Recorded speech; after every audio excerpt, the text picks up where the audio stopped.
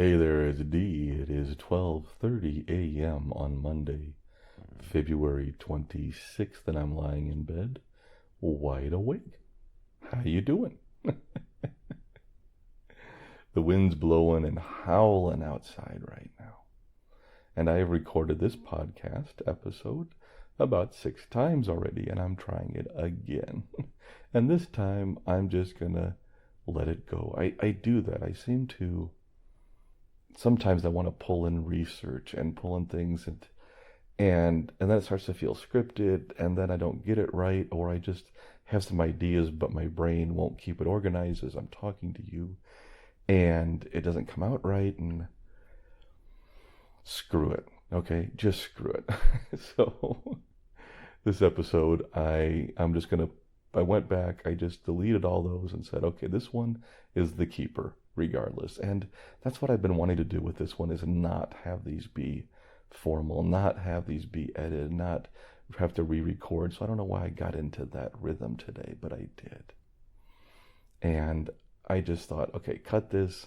I'm going to press record. Regardless, this is what I'm keeping, and that's what I'm doing. So, hey, how you doing? This is D, and welcome to Uneven.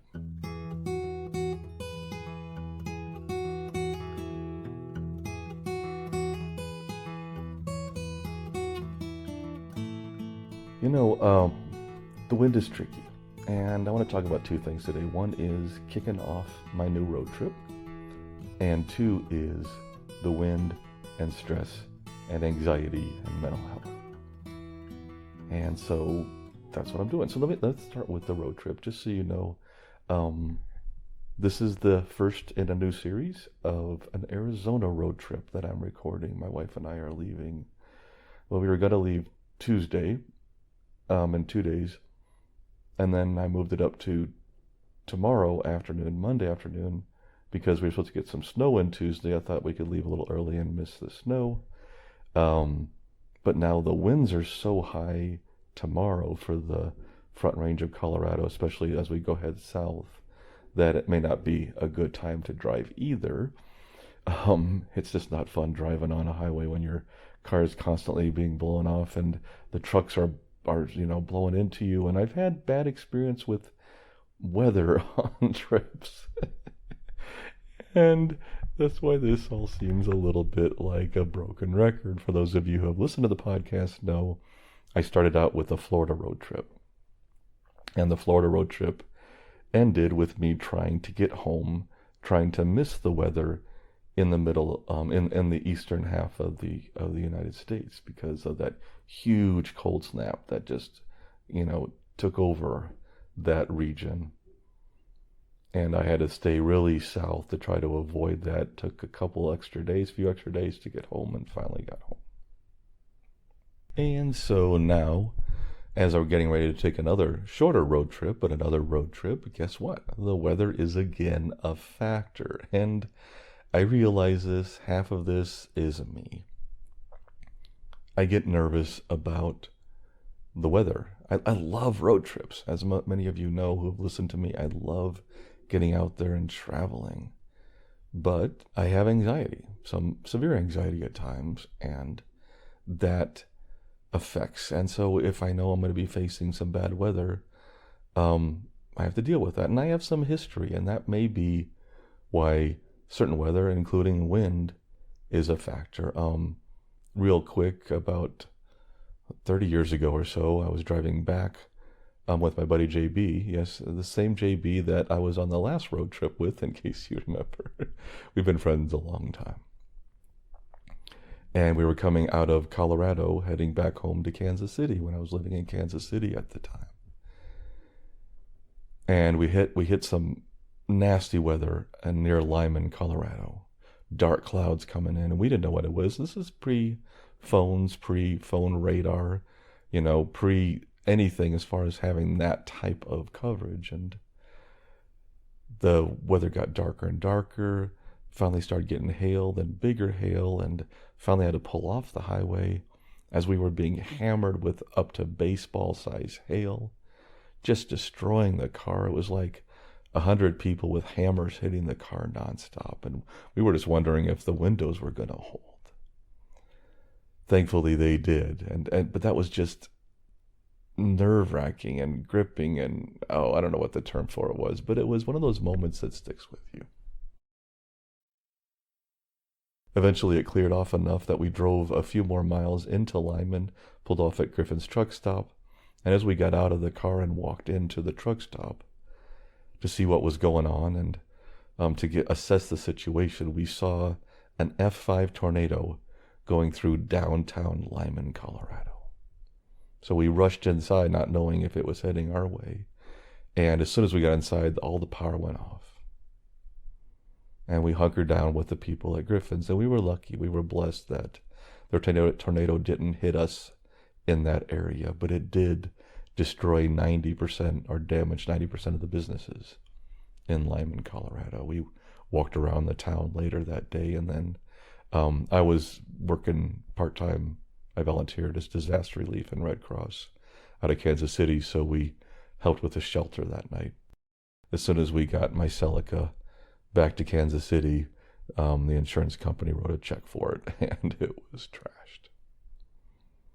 But that's just one example of bad weather traveling. I've driven in whiteout conditions. I've driven in near blizzards. I've driven in ice storms, and those things stick with you. Especially when you're an anxious person like myself. Those things can stick with you. And they can influence how you respond to weather conditions currently, as it is now. And it's not just even travel. The wind, for me, is just one of those things that really seems to have an effect on me, a negative effect. And I'm not the only one. One of the reasons why I redid this was I was trying to do a little research and talk about a couple things as far as some history of the wind. And it was interesting because there's not a lot on scientific evidence. I was looking up NIH and trying to find some research on wind and anxiety. There's not a lot out there. It's pretty scarce, but there's a lot of historical literature on the topic. In fact, this was the quote I was going to open up with, and it's this. It's an old English proverb. It's a new word, a proverb. It's a proverb that starts with a verb. I don't know. It's a proverb.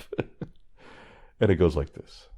When the wind is in the east, 'tis good for neither man nor beast. And that's referring to the Sirocco winds. The Santa Anas in LA, the Siroccos in the Arabian Peninsula, and all throughout the world they have different names, but they're usually the warm winds that kick in the spring, and often dry winds, and they often bring with it changes. And we've noticed over time that they bring in changes with our mental health. And anxiety is definitely one of those things that's affected by this. Again, not a lot of scientific evidence I'm finding on it, but a lot of literary evidence, and I think maybe that's not evidence, but it's interesting. And I think there's definitely something to it. And I think there's probably two factors there. One could be your history with weather, which is definitely a condition for mine. But then the second is just the ongoing stress of the situation.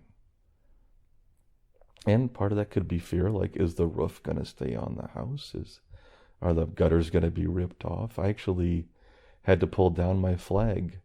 I didn't pull down my flag. The wind took down my flag that I had flying outside the house and tore off the flag holder on the house today. So that's how windy it got today. And so the flag's okay. I put it inside, but I'll have to redo the flag holder and find some stronger place to screw that in if I want to hang a flag again. And I just now, before I started talking to you, ran outside and pulled our trash cans back into the garage because they were already knocked over. So there's some good wind blowing out there. I live in the Front Range of Colorado. I live north of Denver, and we are no strangers to wind here. Winds are quite common. In fact, some of you may recall a few years back there was a huge, maybe 2 years ago, 3 years ago, maybe 2 years ago,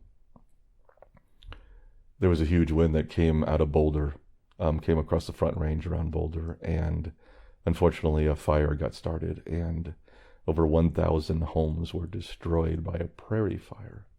This is not heavily wooded area. This is not a forest fire. This was a prairie fire, a grassland fire that burned 1,000 homes because we had 100-mile-an-hour winds.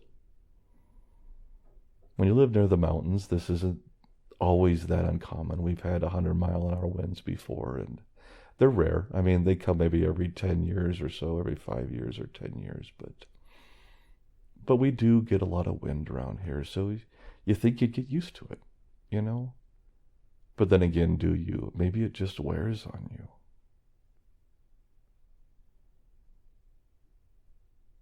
I don't know.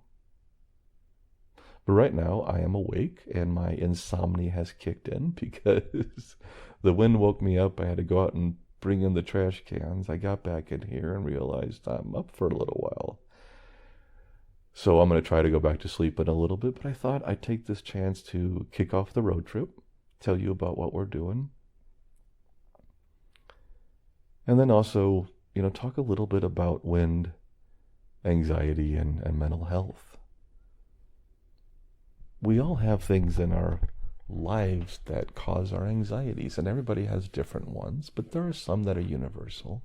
Weather definitely is one for a lot of people. Like I've told you, I have a history of weather causing problems in my life, and so that builds up a reaction. I don't know what the right term for it is, but a sensitivity maybe to weather events. I don't want to go out and drive in bad weather. I've driven in bad weather. I know what it's like, and I'd rather not do it. So I try to work around weather. One other time that I did this was not too long ago. It was in San Luis Obispo on the California coast, and I was with some friends, my wife and a friend of ours. In fact, that was also JB. My friend JB shows up in a lot of these stories, and he may continue to. He's a great guy. But we had driven from LA up to San Luis Obispo for a couple of days, and we're going to tour that area and see what it had to offer, and we had some things planned, and we're all looking forward to it. And we got up there, and that night I was checking out the weather, as I do, because there had been a lot of weather in LA, and there had been a lot of rain, and the rain had saturated a lot of the ground, and there was more rain coming in. And I started to get nervous because San Luis Obispo, for those who aren't familiar with California, was it's isolated up in the hill area north of LA, and it's a little tricky. There's only a couple main roads that kind of head up there and head back down. The PCH is one of them, 101 coming up along the coast and stuff. And I just felt uncomfortable, and I started researching, and my anxiety most of the time doesn't pay off. But every now and then, it comes in handy. And I mentioned to everybody that I said, look, I've been looking at the weather. I really think maybe we should change our plans and head back south into LA. And somehow I convinced them. And I think mostly I was trying to convince them just to alleviate my anxiety of the weather that was coming in. But anyway, we decided to head back that morning. We went into San Luis Obispo for the morning, got some breakfast, toured the town a little bit, and then we got back in our cars and headed back down. I would tell you right now, I can't remember the area of LA we wound up, but it's the area, it's north of LA, north of Malibu there in that area. But we got back into more of the city area. And the next day, that evening, the rains kicked in and hit really hard. And the next day, the 101 was flooded. Mudslide went right across it. I don't even know if some people lost their lives on it. We were looking at it on our phones and could see the pictures of the 101 just being washed out completely. And that was the road we were going to be on.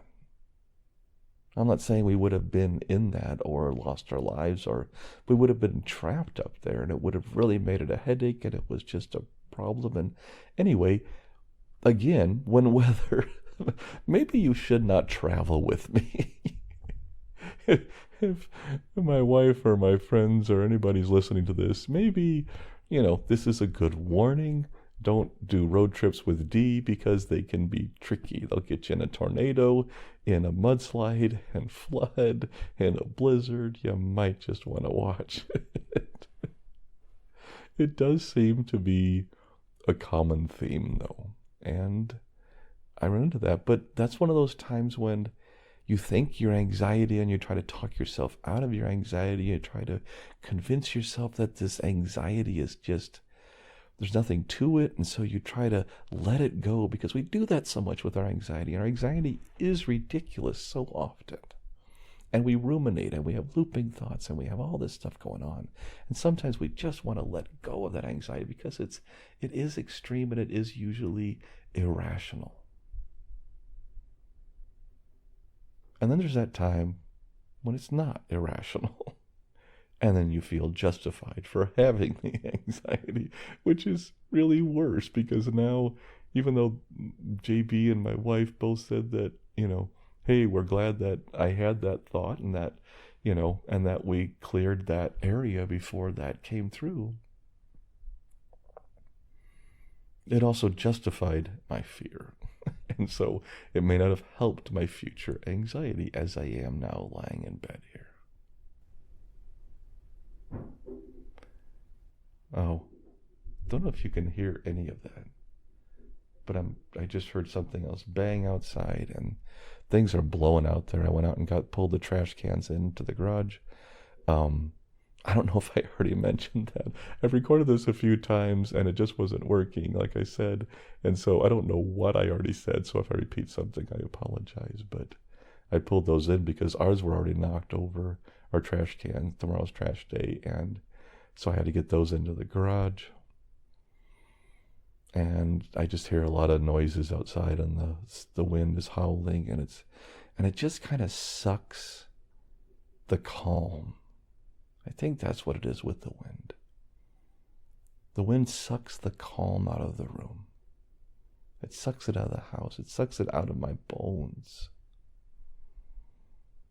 And even if I don't have to travel in the wind, just being around the house or wherever you are and the wind's howling outside, it creates a certain level of stress and anxiety.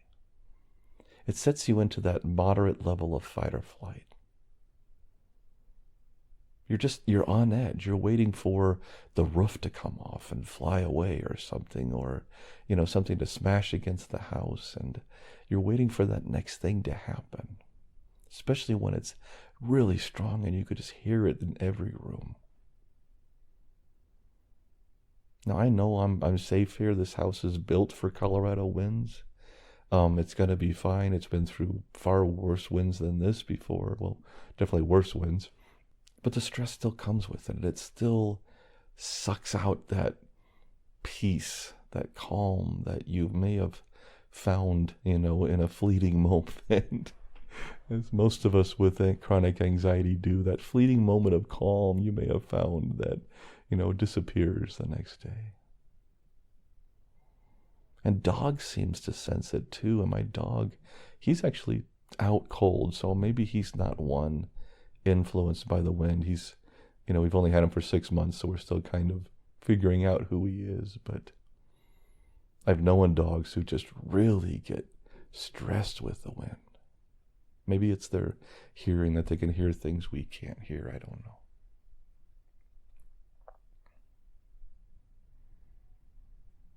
But what do we do? What do we do in times like this when there's something going on like the wind? How do we manage that? And I think there's some things you can do. I think white noise is great. I've turned my fan off here in this room to talk to you. But when I get done, I'm going to turn that back on, and that white noise drowns out some of the outside noise. So it's funny, I'm using wind to alleviate the problems of the wind. Oh well. But this is a controlled wind in my room, and actually it cools down the room too, which I like to have. I like to sleep when it's cooler.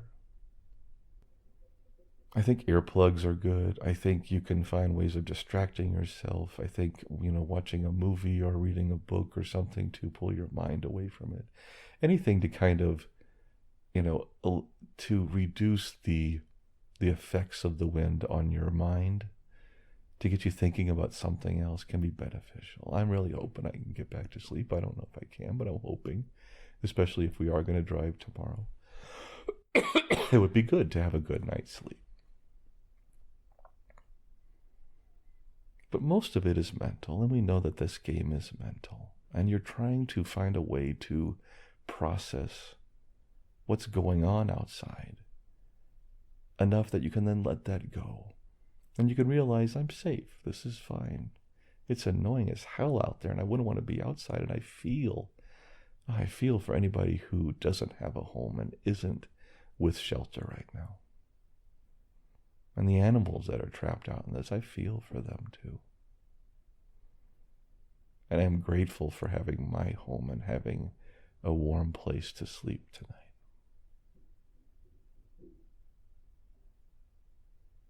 But these are typical, and we get these all the time here. And while I'm used to them, it doesn't mean they don't stress me and they don't stress me out. Let that go. Find some good tools. Maybe meditate a little bit. Find a calming app on my phone, or find this is where meditation comes in. This is where, some of those practices can come in. Breathing can come in to calm us down. Breathing exercises. Anything that's more calming, that can ease some of that stress that's been created and generated by this wind. I think the solution here is to realize that this is just an annoyance. And like most annoyances in life, we have to learn to let it go, to let it pass and realize it just is. I can't go out and stop the wind. I don't seem to have that power. My whole superpowers, mutant powers just aren't wind focused. I'm sure there is. I think there's an X-Men or some superhero that has the wind power. I think there's one of those. I don't remember. I'm not really up on superheroes that much, but I think there's one. But I don't have that power, so I can't create the wind and I can't stop the wind. It's going to blow. And sometimes that can actually give us some release, some comfort to know, one of the things that kept me up on that trip, that Florida trip of coming home, was the indecision. And I talked about that in one of those podcast episodes. It's the indecision. It's trying to work around the weather, trying to figure out the best plan for the next day, trying to get it just right, and realizing I'll never get it just right.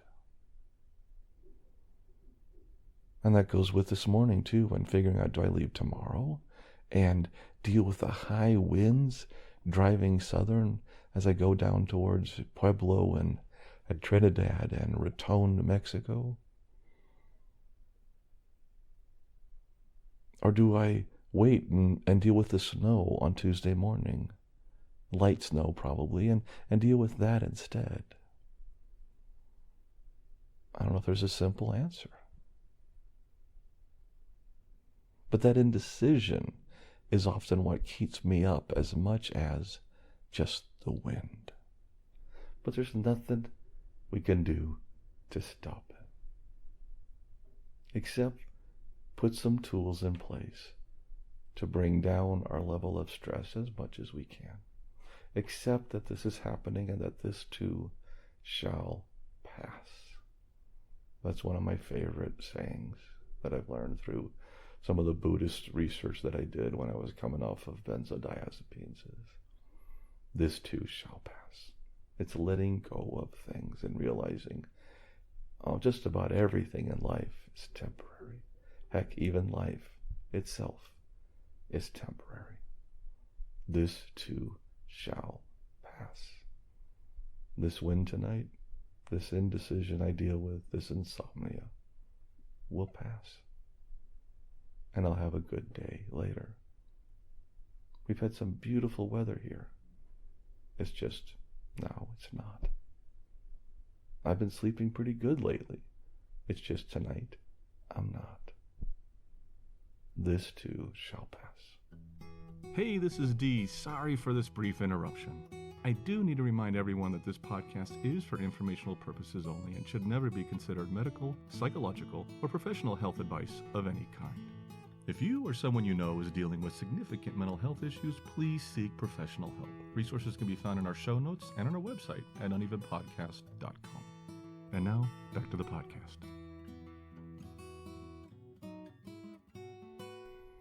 Well, I hope you'll join me on this road trip. Not sure what I would be talking about along the way. I'm gonna let the trip happen as it does, and we'll have some topics come up, and we'll talk about things, and we'll see what there is to explore in the Southwest along this journey.